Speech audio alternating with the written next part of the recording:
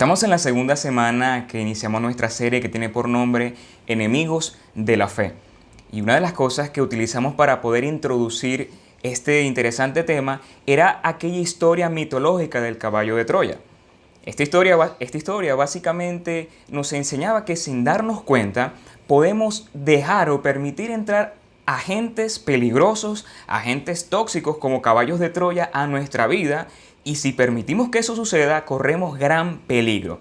La semana pasada estuvimos hablando de que uno de esos enemigos de la fe era el desánimo, y el día de hoy quiero hablarte acerca de nuestro segundo enemigo, que tiene por nombre la incertidumbre. La incertidumbre es un enemigo peligrosísimo, tanto como el primero, que se coloca o se introduce en nuestra vida de forma silenciosa y sin darnos cuenta empieza a controlar nuestra mente, nuestros pensamientos, emociones, hasta controlarlo todo. Y es un asunto que tenemos que tomar en cuenta, sobre todo en estos tiempos que estamos viviendo. Entonces, nuestro segundo enemigo tiene por nombre la incertidumbre. Cuando hablamos de la incertidumbre, muchos tratan de definirla, y la incertidumbre, en palabras simples, pudiéramos decir que es el desconocimiento sobre ciertos asuntos, muchas veces asuntos futuros, es la poca capacidad de conocer ciertas situaciones, son momentos, o mejor dicho, incertidumbre es un estado de desconocimiento que lamentablemente para nosotros es algo desalentador, que muchas veces controla nuestra vida y nuestras emociones. Y ese es nuestro tema que queremos tratar hoy. Incertidumbre es no estar seguros de algo, es sin certeza. Es aquella sensación de duda, de inquietud, de inseguridad por asuntos desconocidos, sobre todo, como dije, de asuntos futuros. Si a mí me pudieran pedir que definiera la incertidumbre, yo pudiera decir estas simples palabras. Incertidumbre es lucha con lo desconocido. Y cuando hablamos de términos como la incertidumbre, una de las cosas que yo me he dado cuenta es que hay un término o un planteamiento psicológico que se llama el cierre cognitivo y tiene mucha relación con la incertidumbre. La incertidumbre es un estado de desconocimiento, pero el cierre cognitivo es una necesidad, es un deseo en el hombre de poder encontrar respuesta a situaciones desfavorables, a situaciones inquietantes, a situaciones de desconocimiento. Es un deseo, es una necesidad en el corazón de las personas por obtener respuestas. Y quiero darle, por ejemplo, algunos ejemplos de lo que es el cierre cognitivo. Voy a dar de ejemplos simples a ejemplos más complejos. Por ejemplo, sería nuestro ejemplo número 1. Alguien con un elevado cierre cognitivo es aquella persona que en algún momento del día tuvo alguna discusión con su esposo o con su esposa y nota que su esposa o su esposo está molesto, lo ve callado, lo ve serio y se pregunta qué tendrá. Y empieza a revisarse. ¿Será que hice algo? Empieza a pensar, ¿será que cometí un error? ¿Hice algo que hizo que se ofendiera a mi esposo o mi esposa? Y ve que esa persona especial se acuesta serio y no dice nada. Y la persona con un elevado deseo de cierre cognitivo se acuesta pensando, ¿qué hice? ¿Qué habrá pasado? Y empieza a tratar de buscar respuestas a esta situación. Te voy a dar otro ejemplo, aquella persona que tuvo una entrevista de trabajo y luego de la entrevista le dicen, bueno, te estaremos llamando, y pasa una semana, 2 semanas, y esta persona que estaba deseosa de obtener el trabajo no encuentra respuesta a por qué no la han llamado y empieza a pensar y hasta que no llega a la conclusión o a la certeza de qué fue lo que pasó, está inquieto. Otro ejemplo, que sería un ejemplo personal. En mi caso, yo tengo la costumbre de que todas las noches cuando me acuesto a dormir, yo trato de hacer un repaso de todas las cosas que hice en el día. Pienso, cerré la llave del agua, cerré la hornilla, no quedó nada prendido, cerré la puerta por seguridad. Y muchas veces, por estar pensando en esas cosas, no descansa mi mente, sino que necesito levantarme y verificar, porque en mi condición tengo un elevado de alguna forma de cierre cognitivo, y hasta que yo no concluya o verifique si esto es verdad, no me voy a quedar quieto. Y muchas veces yo estoy consciente de que yo hice todo el trabajo, de que todo está bien, pero mi mente empieza a dar tantas vueltas y me pone en duda muchas veces, y esto me hace intentar de hacer cualquier tipo de cosa. Cuando hablamos de cierre cognitivo, esto muchas veces se ve reflejado en aquellas personas que son perfeccionistas, que son controladoras, que son inseguras y buscan siempre la forma de hacer las cosas tan perfectas, de que no hayan márgenes de error, de que nada se escape de sus manos. Estas personas perfeccionistas muchas veces intentan controlar todas las variables y la realidad es que muchas veces todas las variables no se pueden controlar porque hay asuntos que se escapan de nuestras manos. Y esto de incertidumbre y también de cierre cognitivo muchas veces habla de nuestra incapacidad de saber, de conocer, de predecir situaciones y lamentablemente esa realidad habla de que nosotros como seres humanos somos seres limitados. Seres que queremos quizás controlar nuestra vida, saber qué va a pasar en nuestro futuro y lamentablemente esa información que no está en nuestras manos. Que solamente Dios sabe, que solamente en el futuro sabremos si realmente esto es o no es. Hablando del cierre cognitivo, para cerrar esta primera idea, muchas personas tienen un alto nivel de cierre cognitivo y otras personas tienen un bajo nivel. Por eso vas a ver personas que, si utilizamos un ejemplo más delicado, más complejo, pudiera ser aquellas personas que les preocupa la situación de nuestro país en lo político, en lo económico, en lo social, en lo moral, en lo de temas de seguridad. Una persona con un alto nivel de cierre cognitivo está siempre metido en las noticias, revisando, leyendo, sin encontrar paso en aquellas personas que todo el tiempo te están enviando a ti cadenitas de WhatsApp sobre información que muchas veces hasta pudiera ser falsa. Son aquellas personas que están incómodas porque no saben qué va a suceder con su vida, con su nación, con su familia, con su país, incluso con esta situación pandémica que estamos viviendo. Fíjense lo peligroso de la incertidumbre. Fíjense lo peligroso de tener un elevado deseo de cierre cognitivo. Y la pregunta es, ¿qué dice la Biblia sobre este tipo de asuntos? ¿Qué dice Dios en su palabra sobre este tema tan importante en estos tiempos como lo es la incertidumbre? La incertidumbre y la fe son contrarios. ¿Es posible que un cristiano tenga que experimentar incertidumbre o no tiene sentido que uno como creyente experimente momentos de incertidumbre? ¿Qué dice la Biblia al respecto? Hoy deseo presentarte rápidamente, pero quizás tendré que hacer un tipo de comentarios. Te presentaré 3 asuntos que la Biblia nos muestra que son momentos de incertidumbre, momentos de la vida cotidiana, momentos de prueba y de tormenta. Incluso hay momentos de incertidumbre con asuntos de temas espirituales, temas de la fe y temas también de la eternidad. Nuestro primer ejemplo vamos a estar buscándolo en el libro, o mejor dicho, en el Evangelio de Mateo, capítulo 6, versículo 25. Con respecto a este tema, Jesús dice, hablando de la incertidumbre, de la duda, del temor, de la preocupación por el mañana, sobre las cosas que nosotros necesitamos. Jesús dice en Mateo 6, 25, por eso les digo, no se preocupen por la vida diaria. El tema aquí es preocupación, pero también esto implica incertidumbre por la vida diaria. Si tendrán lo suficiente alimento, suficiente bebida o suficiente ropa para vestirse. En este caso, Jesús acá estaba presentando una situación que estaba embargando el corazón de los creyentes o de las personas que le estaban escuchando en ese tiempo. Personas que no tenían quizás alimento para la tarde, para el día, quizás no tenían alimentos para el mañana y eso era un tema de preocupación, un tema que generaba incertidumbre en los oyentes en el tiempo que Jesús estuvo predicando el Evangelio.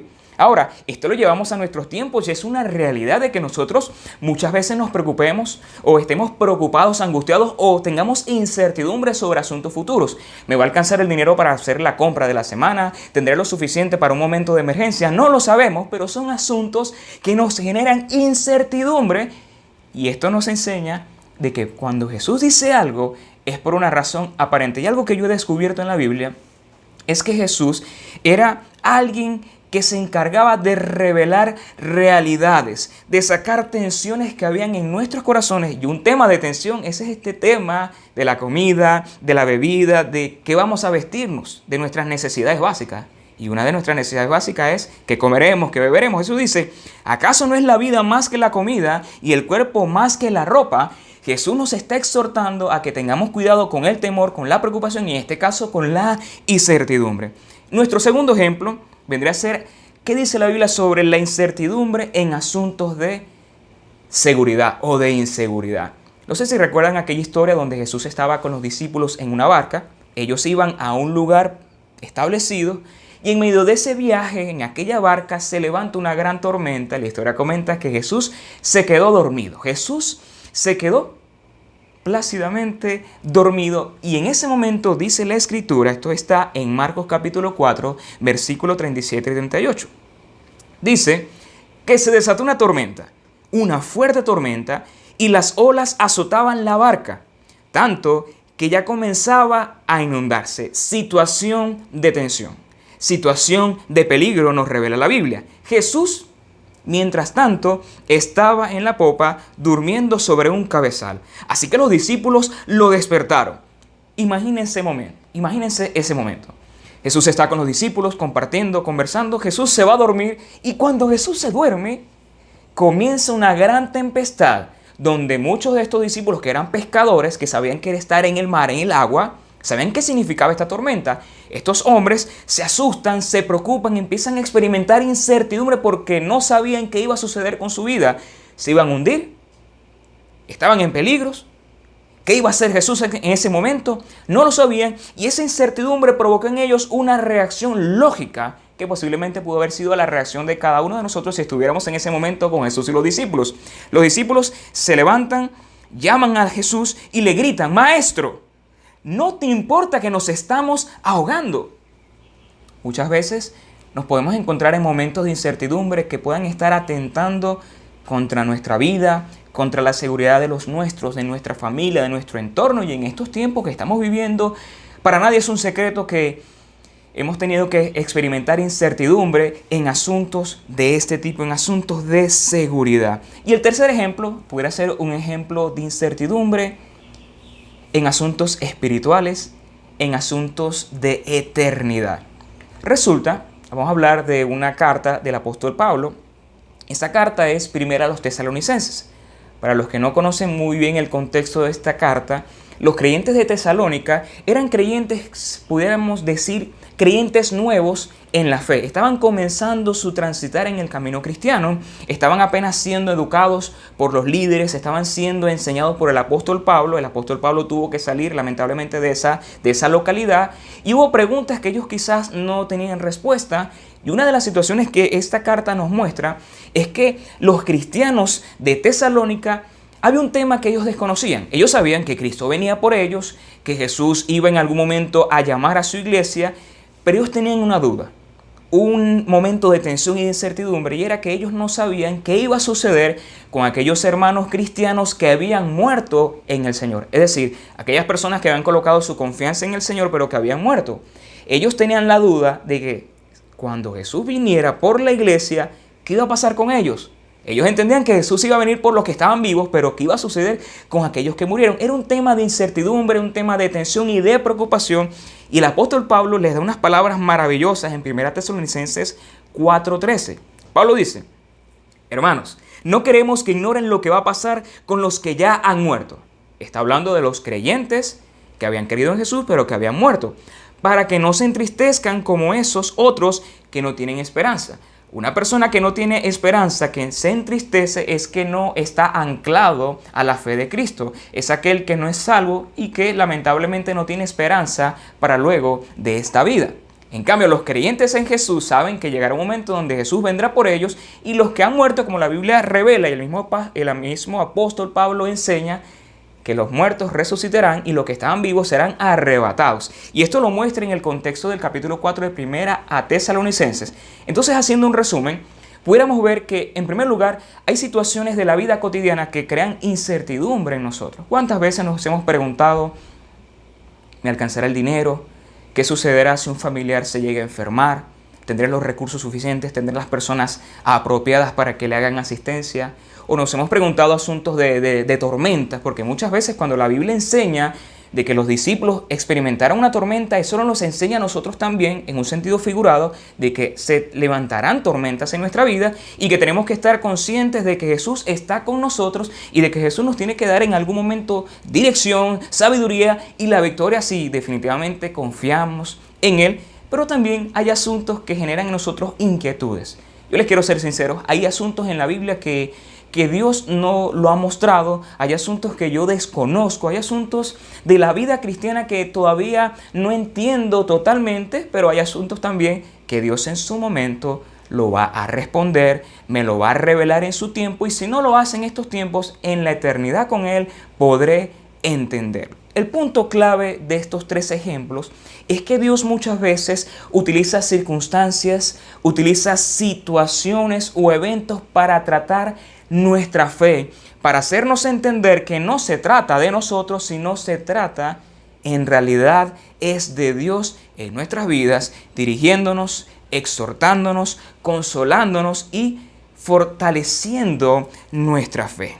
Muchas veces Dios se adelanta definitivamente a tantas cosas en nuestra vida para enseñarnos.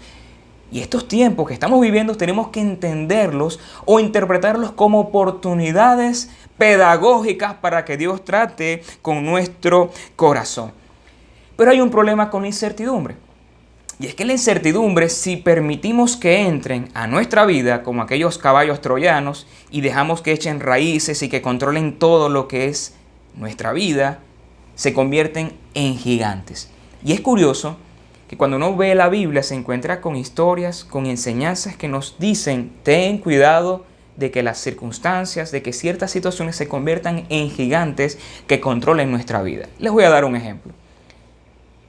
En la epístola de Santiago, del obispo, del pastor Santiago, cuando observamos en el capítulo 1 de esta carta de Santiago, vamos a darnos cuenta que el contexto sobre lo cual Santiago construye esta gran enseñanza era el contexto de la dispersión de los creyentes que estaban dispersos en muchos lugares, pero que estaban en una situación de prueba, una circunstancia lamentable, y el apóstol Santiago les estaba enseñando a que ellos tenían que ver las circunstancias difíciles como oportunidades que Dios estaba brindando para que fueran fortalecidos en la fe y que esta fe transformara su carácter, fueran enteros en toda buena obra, sean capaces, enteramente preparados para toda buena obra. Pero Santiago en su epístola enseña a dar principios, empieza a dar tips espirituales que nos enseñan a cómo debe ser nuestra actitud en medio de la prueba, en medio de la adversidad y en medio de las grandes incertidumbres. Miren lo que dice Santiago, por ejemplo,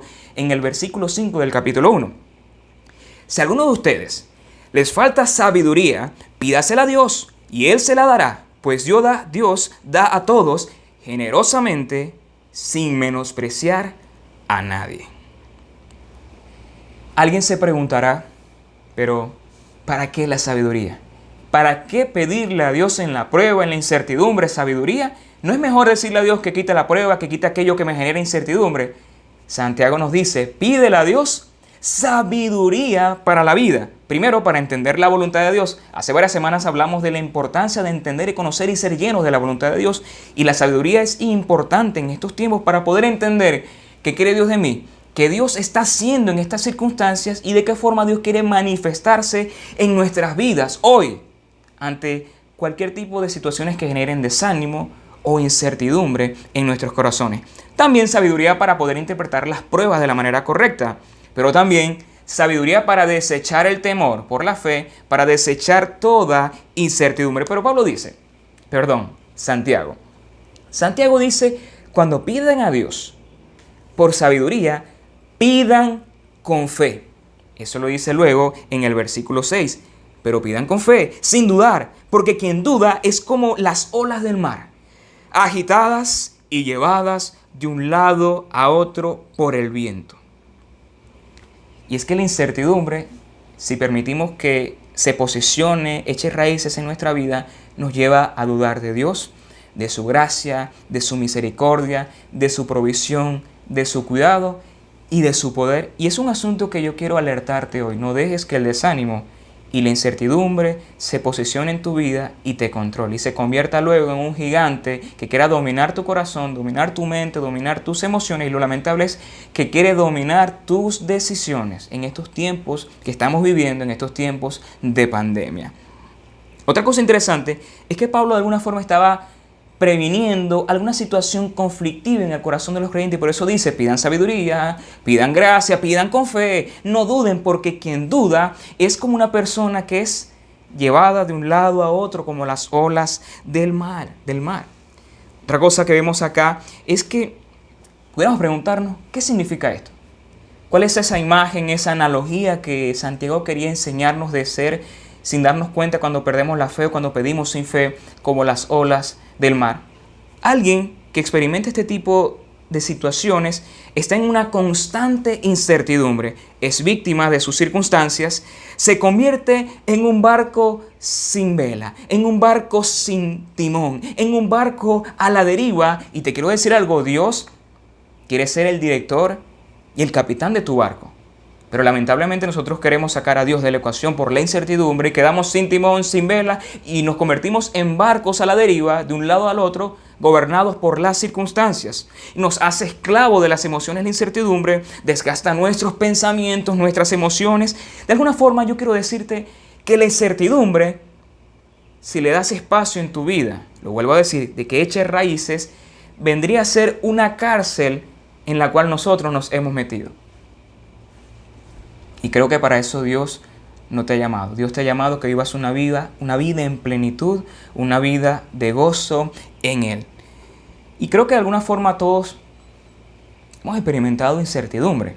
Pero el punto es, no es que hayas experimentado, en algún momento experimentes incertidumbre, sino es que vivas en incertidumbre y que esta situación, este estado emocional se convierta en un estado del corazón que controle tu vida, que gobierne tu vida, se convierte en un gigante que te quiere aplastar. Y la Biblia nos da herramientas para poder vencer estas circunstancias. Otra cosa interesante que veo acá en la Biblia es que cuando Pablo habla de las personas de poca fe que son arrastradas, también él lo relaciona con un tipo de creyentes o de personajes que Pablo les llama, mejor dicho, Santiago les llama hombres de un corazón dividido, hombres de doble ánimo. Alguien de doble ánimo es que tiene las lealtades divididas, que un día cree, un día no cree, un día está bien con Dios, un día se hace enemigo de Dios, un día dice que va a caminar con Jesús y otro día camina con otro que no es Jesús. Esa es la persona que el escritor Santiago dice es un hombre de doble ánimo. Es un hombre con un corazón dividido, con lealtades divididas. Y el problema es el corazón. Cuando tu corazón no está bien, hay peligro. Cuando tu corazón tiene algún problema, algún defecto, necesita ser atendido. Y la semana pasada te dije, necesitas atender tu corazón. Hoy quiero repetírtelo. Necesitas atender tu corazón si te sientes muy desanimado, si sientes que la incertidumbre gobierna toda tu vida. Y cuando un corazón está enfermo, hay que atenderlo. El pastor Elías, desde hace un mes más o menos, ha estado sintiendo algún tipo de malestar en su cuerpo y haciéndose revisiones descubrió que en su corazón había un problema y que necesitaba hacer un tipo de atención. En esos exámenes que él se hizo, le dijeron que él necesitaba un marcapaso, que su corazón no estaba bien. Para el pastor, esa noticia fue algo que lo impactó, no se lo esperaba, pero él responsablemente de su vida, de lo que Dios le había dado, que era su vida misma, él asumió el compromiso de tomar acciones necesarias y buscó la forma de colocarse un marcapaso.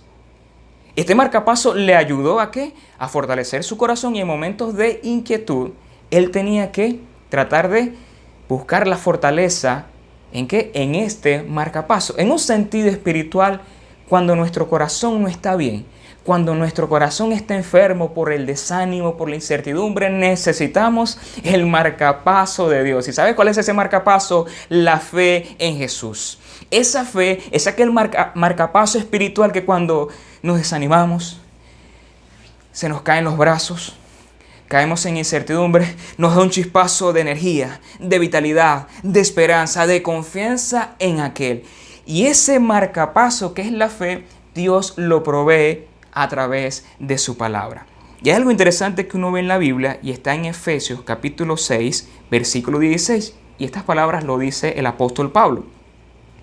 Además de todo, tomen el escudo de la fe con el cual pueden apagar todas las flechas encendidas del maligno. ¿Qué es lo que dice el apóstol Pablo acá en Efesios a esta iglesia? Tomen el escudo de la fe. Para Pablo la fe era un elemento indispensable. Lo vemos en todas las epístolas del apóstol Pablo, lo vemos en toda la Biblia, la fe, la confianza en Dios, la confianza en Jesús.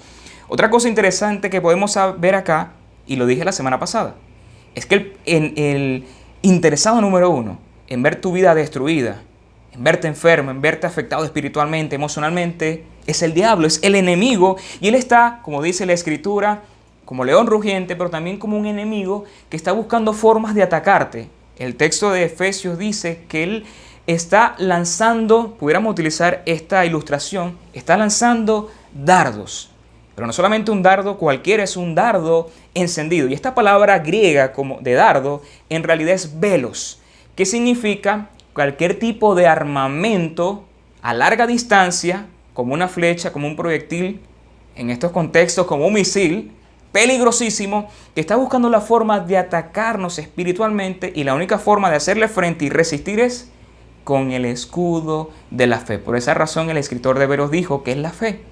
Es la certeza de lo que se espera, es la convicción de lo que no se ve. Ahora, cuando la Biblia nos enseña a tener fe para vencer cualquier tipo de circunstancia, nos está diciendo que tengamos fe, pero no fe en la fe, sino en quien sustente esa fe. Es confianza en Jesús, en todo lo que Él es, en todo lo que Él dice, en todo lo que Él promete, en todo lo que Él prometió en su palabra que va a hacer a favor de sus hijos. Es fe en las promesas que están escritas, que están en las escrituras, que nos llenan de ánimo, de fortaleza, y cuando venga el momento malo, tengamos el escudo siempre a la mano para poder resistir cualquier tipo de ataque a distancia con la intención de dañarnos espiritualmente. Y ese es el punto clave de la enseñanza de hoy.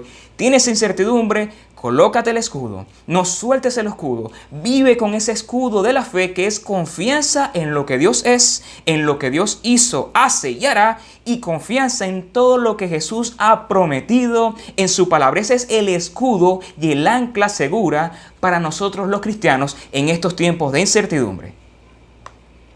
Otra cosa que vemos acá interesante en la palabra de Dios es que la clave es la fe. La clave es la confianza en Jesús, y la clave para la vida exitosa es que en medio de la adversidad puedas descansar en Jesús.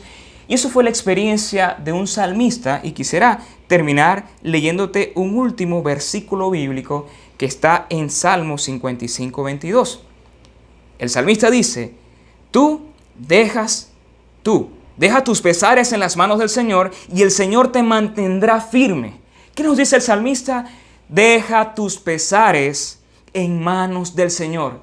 Lo mejor que puedas hacer hoy es dejar toda ansiedad, toda preocupación, toda incertidumbre en manos de aquel que todo lo puede, en manos de aquel que te cuida. Dice: el Señor te mantendrá firme. El Señor no deja a sus fieles caídos para siempre. Aquí el salmista no está diciendo que no tendremos pruebas, que no tendremos dificultades, que no nos desanimaremos, que no tendremos momentos de incertidumbre. Él dice que en medio de tus circunstancias Dios te va a sostener si colocas en Él tu confianza, si descargas en Él todo aquello que te está afectando anímicamente. Y quiero cerrar con la experiencia de un hombre. Su nombre fue Hudson Van Venter. Fue un profesor y supervisor de las escuelas de arte de Pensilvania. Un hombre con una interesante carrera artística y musical, pero también era un hombre comprometido con su iglesia local. Pero también era un hombre que se debatía entre dos decisiones. Él no sabía si seguir haciendo lo que él hacía, dedicado a las artes, dedicado a la parte artística, enseñando, siendo maestro, o dedicarse como misionero en la obra evangelística, porque él descubrió que Dios le estaba llamando. Y la historia comenta que este hombre, en ese momento de incertidumbre, de debate interno, en ese conflicto que él experimentó de saber qué decidir, qué era lo que Dios quería para él, era un momento de incertidumbre. Esto se convirtió en un valle de incertidumbre que duró más o menos 5 años. Luego de eso, él descubrió que la única forma de poder romper con incertidumbre era responder al llamado de Dios. Y él decidió dedicarse a las misiones. Él decidió dedicarse al servicio evangelístico. Tiempo después, unas personas le preguntan sobre su testimonio y él dice las siguientes palabras: por muchos años tuve momentos de tensiones y de incertidumbre hasta que decidí rendirme a los brazos de Dios. Fue en ese momento de rendición donde Dios empezó a escribir en mi corazón una nueva canción, y este canto le he llamado Yo me rindo a Él. Un canto hermoso, un himno significativo que nos recuerda que sea la situación que estemos viviendo, lo mejor que podemos hacer es levantar nuestra bandera blanca en señal de rendición y decirle a Dios, como en este canto, yo me rindo a Él. Y quiero cerrar este tiempo hablándote de este canto y pidiéndote que junto a mí podamos entonar este hermoso canto, este hermoso himno que nos recuerda la importancia de, sea las circunstancias que estés viviendo, la mejor decisión que puedes tomar hoy es rendirte a Jesús. Esa es mi invitación hoy, en medio de la incertidumbre. Ríndete a los pies del Maestro.